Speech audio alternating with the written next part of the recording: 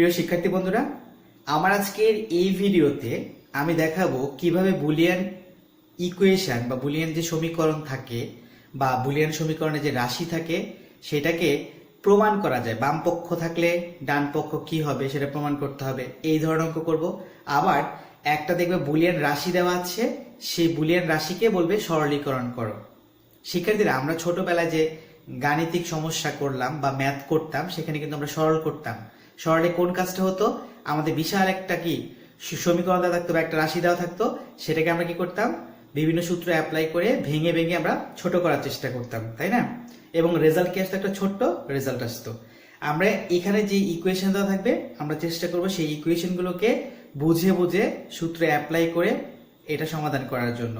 আমরা যে কয়েকটা ইকুয়েশন বুঝে বুঝে অ্যাপ্লাই করতে পারি, আমরা চেষ্টা করলে বড় ইকুয়েশনগুলো সমাধান করতে পারবো। তবে আমার আজকের এই ভিডিওতে থাকবে ছোট কয়েকটা ইকুয়েশন। তাহলে চলো আমরা বোর্ডে চলে যাই। প্রথমে লক্ষ্য করে 1 নাম্বার বলা হয়েছে প্রমাণ করো যে a XOR b বার বা a XOR b কমপ্লিমেন্ট সমান ab plus a bar b বার। শিক্ষার্থীরা, আমরা এই ইকুয়েশনের সাথে একটু পরিচিত আছি, কারণ এটা হচ্ছে একটা x নরের ইকুয়েশন, তাই না? আচ্ছা, x নরের ইকুয়েশন কিন্তু আমরা এতদিন দেখেছি যে a XOR b তার উপর বার থাকলে সেটা হবে ab plus a bar b বার। কিন্তু এটা কেন হতো সেটা আমি আজকে তোমাদেরকে দেখাবো। প্রথমে আসো, বাম পক্ষ লিখে ফেলি LHS a XOR b whole bar অথবা কমপ্লিমেন্ট। এখন এইটুকুর মান কি আমরা কি জানি? আমরা জানি a XOR b equals to formula হচ্ছে ab a bar b plus a b বার। তাহলে দেখো এই অংশটুকু এখানে বসিয়ে দেব, বারটা থাকবে ঠিকই, কিন্তু এই অংশটা আমি এখানে বসিয়ে দিচ্ছি। তার মানে হচ্ছে a bar b plus a b বার। এই যে উপরে বার ছিল তার জন্য একটা কি হোল বার। ওকে, এখন দেখো এটা কি করা যায়। আমরা ডি মর্গানের সূত্র থেকে কি জানি? ডি মর্গানের সূত্র থেকে আমরা একটু জানি, ডি মর্গানের ফর্মুলাটা এরকম ছিল। দেখো, যদি a প্লাস b থাকে তার উপর একটা বার দাও, তখন এই বারটা যদি ভেঙে যায় তাহলে a বার ডট b বার হয়ে যায়, তাই না? এটা কিন্তু ডি মর্গানের সূত্র কিন্তু বলা ছিল। আর একটা সূত্র ছিল এরকম যে a ডট b যদি থাকে তার উপর তুমি বার দাও আর এই বারটাকে ভাঙতে চাও, তখন কি হবে? a বার যোগ b বার। অর্থাৎ প্লাস থাকলে সেটা কি ইনটু হয়ে যাবে এবং তার উপর বারটা চলে যাবে, আর ইনটু থাকলে তার উপর যদি বার চলে যেতে চায় তাহলে কি দিতে হবে? একটা প্লাস দিতে হবে। এবার দেখো, তাহলে এই অংশটাকে আমি একটা চেষ্টা করি, কি করব, এই বারটাকে ভাঙার চেষ্টা করব, এই বড় বারটাকে অর্ধেক এই পাশে অর্ধেক এই পাশে। তাহলে a বার b বার, এটা প্লাসটা কি হবে? ইনটু হয়ে পড়বে, আর এটা কি হবে? a b বার বার। তার মানে এই বড় বারটাকে ভেঙে, এই বড় বারটাকে মাঝে দিয়ে ভেঙে আমি এই অর্ধেকটা নিয়ে আসলাম, কিন্তু ডি মর্গানের সূত্র অনুসারে কি হলো? এই প্লাসটা ইনটু হয়ে গেল। কেমন? এরপর আসো, আবার এই দুইটার মধ্যে এই যে বারটা আছে সেই বারটা দুইজনের মধ্যে ভাগ করে দিব। তাহলে কি করতে হবে? a bar b bar, sorry এটার উপর বার ছিল না, মানে a বার b, আমি এইটুকু কোনটা লিখছি? ভেতরটুকু লিখছি, এখনো বারটাকে এখনো ভাঙি নাই। তাহলে এখন ভেঙে দিলে কি হবে? এখানে একটা বার বসবে আর এখানে কি আসবে? একটা বার বসবে। আর এই মাঝে চিহ্নটা কি আসবে? ডি মর্গানের সূত্র কি বলে? যদি দুইটা ইনটু থাকে এবং দুইটা এই বারটাকে যদি ভেঙে দিই দুইজনের মধ্যে, তাহলে মাঝে চিহ্নটা কি হবে? এটা প্লাস হয়ে যাবে।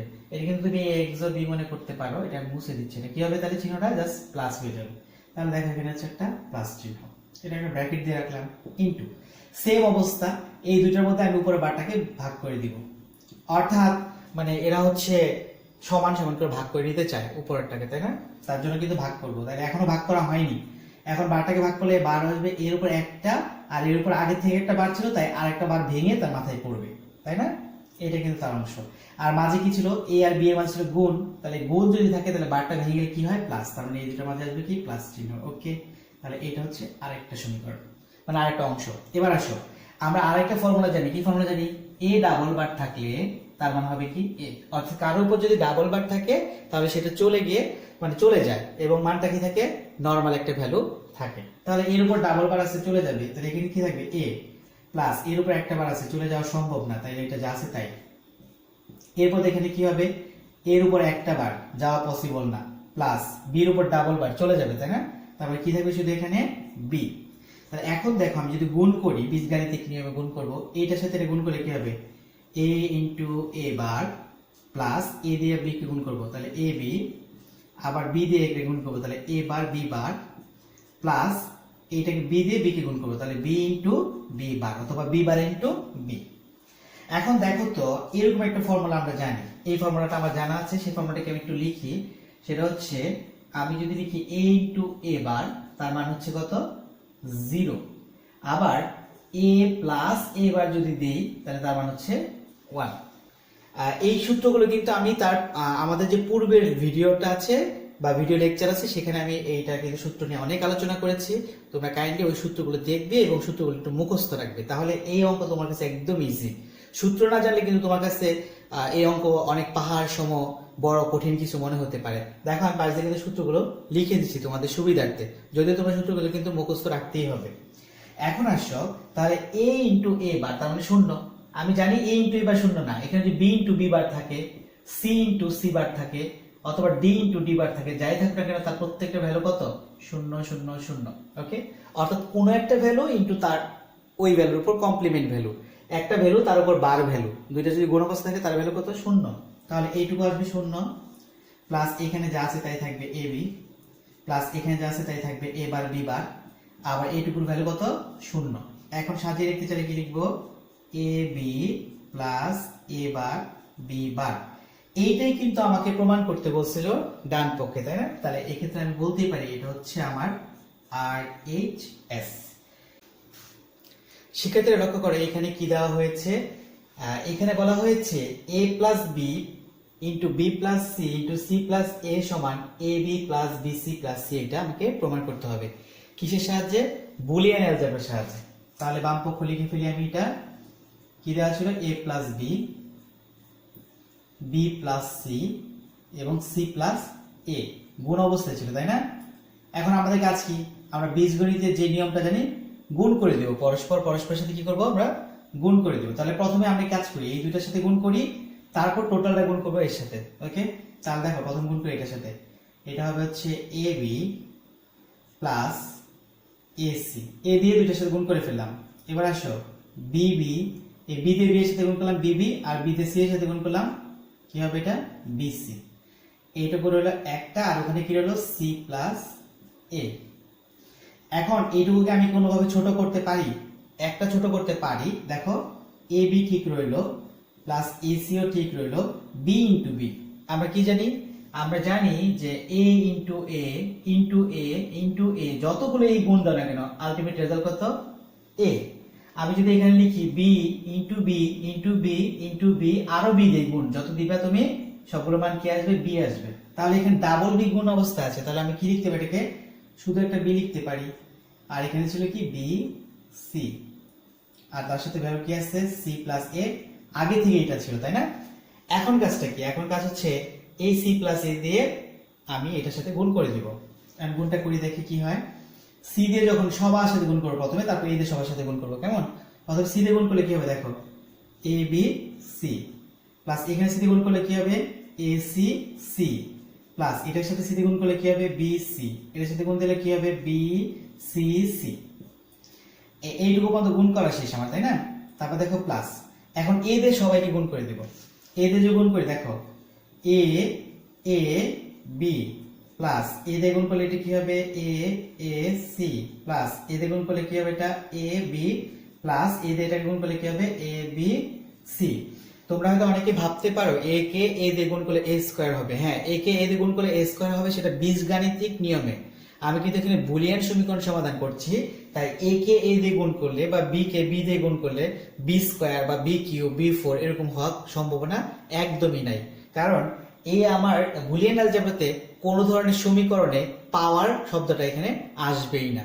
ওকে, তাহলে এখন দেখো তাহলে এটা কি আছে এ বি সি, ঠিক আছে A B C plus A C C কি করবো আমি এ সি। কেন? আমি জানি ওই যে একই রকম সংখ্যা দুইটা পরপর গুণ করলে কি হবে ওই সংখ্যাই হবে। তাহলে সি এ রইল, এটা সি কে সি দিয়ে গুণ করলে কি আসবে সি আসলো, প্লাস এখানে থাকলো কি বি সি প্লাস এখানে বি সি সি কি আসবে শুধু বি সি থাকবে, তাই না? দুইটা সি দিয়ে গুণ হয়েছে পরস্পর। এখানে এ বি বি, তাহলে কি হবে একটা এ একটা বি। কেন ডাবল এ চলে গেল? কারণ একই সংখ্যা গুণ হলে যতগুলোই গুণ হোক না কেন আমরা একটাকেই নিব। এরপর আসো plus A C C, same অবস্থা এ কে নিব একটা আর সি কে নিব, আর এখানে থাকবে হচ্ছে এ বি আর এখানে থাকবে হচ্ছে এ বি সি। ওকে, এখন কোনোভাবে আমি কি এটাকে বাড়াতে বা কমাতে পারি কিনা একটু দেখার চেষ্টা করি। হ্যাঁ, এরকম কিন্তু হবে না। তোমরা অনেকেই হয়তো ভাবছো যে এখানে একটা বিসি আছে, এখানে একটা বিসি আছে, তাহলে বিসি বিসি যোগ করলে হয়তো 2BC হয়ে পড়বে। পসিবল না, এখানে কোনো 2 সম্ভবই না। কারণ এটা হচ্ছে বুলিয়ান অ্যালজেব্রা, আর বুলিয়ান অ্যালজেব্রা আবিষ্কার করেছে জর্জ বুল। তিনি দুইটা সংখ্যা পদ্ধতি অর্থাৎ বাইনারি সংখ্যা পদ্ধতি নিয়েই তিনি কথা বলেন, এবং বাইনারি সংখ্যা পদ্ধতি তিনি আবিষ্কার করেছে, তার উপর ভিত্তি করে এটা তৈরি করা। সো এখানে 2 সম্ভব না কখনোই। যার ভিতরে তুমি এখানে বিসি বিসি যোগ করলে 2BC, এবি এবি যোগ করলে 2AB, এই টাইপের কোনো সময় পসিবল না। তাহলে অন্য কোনো পদ্ধতি অবলম্বন করার আমি চেষ্টা করি। তবে কি পদ্ধতি অবলম্বন করা যায়? হ্যাঁ, এটা আরো সহজ একটা টেকনিক আছে। তুমি যে সূত্র জানো তাহলে তুমি কিন্তু টেকনিক নিজেই বের করতে পারবে। এবার দেখো আরেকটা ফর্মুলা আমি দেখাচ্ছি। a plus a plus a plus a সমান কত? a। তারপরে গুণ যেরকম একই সংখ্যা বারবার গুণ করলে ওই মানই থাকবে, আর যোগের সময় একই সংখ্যা বারবার তুমি যোগ করো না কেন, আলটিমেট রেজাল্ট কি থাকবে? ওই একটাই থাকবে। এখানে আমি এরকম দিলাম k plus k plus k plus k equals to কত? সরি, ইকুয়ালস টু কি আসতো? একটা কে আসতো। ওকে, তাহলে এখন দেখো তো এখানে আমরা এরকম পাই কিনা। এখানে দেখো এই যে বিসি বিসি ডাবল পাইছি না, বিসি প্লাস বিসি, তাহলে আমি কি বলতে পারি? এখানে এ আর এ যদি ডাবল যোগ হয়, ট্রিপল যোগ হয়, যাই হোক একটাই ভ্যালু আসবে। তাহলে এখানে বিসি বিসি ডাবল কেন? ট্রিপল থাক, একটাই বিসি হবে, আমি দুইটা লিখতে পারবো না। তাহলে বিসি বিসি কয়টা? একটা। আবার এখানে দেখো এসি, এখানে একটা এসি, তাহলে কয়টা হবে? একটা এসি হবে। এখানে একটা এবি, এখানে একটা এবি, কয়টা এবি হবে? একটা এবি হবে। এখানে একটা এবিসি, এখানে একটা এবিসি, কয়টা এবিসি হবে? একটা এবিসি হবে। তাহলে দেখো লাইনটা কি দেখাচ্ছে। প্রথমে দুইটা এবিসি থেকে আমি একটা এবিসি লিখছি, এ বি সি প্লাস এসি ছিল কয়টা? দুইটা। জাস্ট সাজিয়ে, আমি যদি সাজিয়ে লিখতে চাই প্রথমে এবি লিখবো। এবি ছিল দুইটা, আমি নিব একটা। আর বিসি ছিল কয়টা? দুইটা, আমি নিব হচ্ছে একটা। আবার এসি ছিল, এসি, এই যে এসি দুইটা আছে, আমি নিব একটা। তাহলে দেখো লাইনটা কিন্তু কত ছোট হয়ে গেল। জাস্ট কি করলাম? আমি সূত্রটা অ্যাপ্লাই করলাম। সূত্রতে আমি কি লিখছি আমি আবার একটু বলি। আমি ধরো এবি, তার সাথে যোগ করলাম আরেকটা কি? এবি, তার সাথে আরেকটা যোগ করলাম এবি, তার মানে কি আসবে? এটা রেজাল্ট এবি আসবে। আর এখানে আমার কয়টা এবি ছিল? আমি তিনটাতে দেখালাম। এখানে এবি ছিল কয়টা? দুইটা। এ একটা এবি, এ একটা এবি, তার মানে দুইটা এবি ছিল। দুইটা এবি যোগ করো না কেন? আলটিমেট রেজাল্ট কত? এবি। এটা কিন্তু বুলিয়ানের সূত্র, তাই বললাম যে সূত্রটা বারবার তোমরা মাথায় রাখবে। এখন দেখো তো আমি এখান থেকে কিছু কমন নিতে পারি কিনা। হ্যাঁ, এখান থেকে আমি এবি কমন নিতে পারি। তাহলে এবি কমন নিলাম, এখানে কি থাকলো? C plus 1। আর এখান থেকে কিছু কমন যায়? হ্যাঁ, সি কমন যায়। এখান থেকে সি কমন গেলে আমার কি কোনো সূত্র অ্যাপ্লাই করা সম্ভব? যেহেতু সূত্র অ্যাপ্লাই করা সম্ভব না, আমি আপাতত এটাকে এইটুকুই রাখলাম, আমি এখনো ভিন্ন কিছু করলাম না। এখন দেখো তো সি প্লাস 1 এর ভ্যালুটা কত? আমরা এটা সূত্রে জেনেছিলাম এরকম। দেখো আমরা জানি হচ্ছে a প্লাস 1 ইকুয়ালস টু 1। আবার a প্লাস, এখানে a না, অন্য একটা দিই, ধরলাম b প্লাস 1 ইকুয়ালস টু 1। তাহলে c প্লাস 1 সমান কি হবে? 1। b প্লাস 1 তার মানে কি হবে? 1। অর্থাৎ কোন একটা ভেরিয়েবলের সাথে প্লাস 1 যুক্ত থাকলে তার মান কত হবে? 1 হবে। তাহলে এই যে c প্লাস 1 তার ভ্যালু কত? 1। পরের লাইনটা কি দেখো, তাহলে কি লিখতে পারি আমি? ab প্লাস ab, এটুকু তো 1 হয়ে গেল, তাহলে শুধু থাকবে ab। আর এখানে কি আছে? bc প্লাস এটার উত্তর কি? ac লেখা, এটাকে আমি জাস্ট c এ লিখি, তাহলে তো হয়ে গেল। দেখো তাহলে আমি এটা যদি গুণ করি তাহলে এটা এই মানটা পেলাম না, এটাকে আমি লিখবো হচ্ছে আর এইচ এস। তাহলে এটা হচ্ছে আমার, যদি আমি 1 নাম্বার দিয়েছি, এটা হচ্ছে আমার কি 2 নাম্বার যে সমীকরণ ছিল বুলিয়ান সমীকরণ, আর 2 নাম্বার বুলিয়ান সমীকরণের সমাধান হচ্ছে এইটুকু। ধন্যবাদ সবাইকে।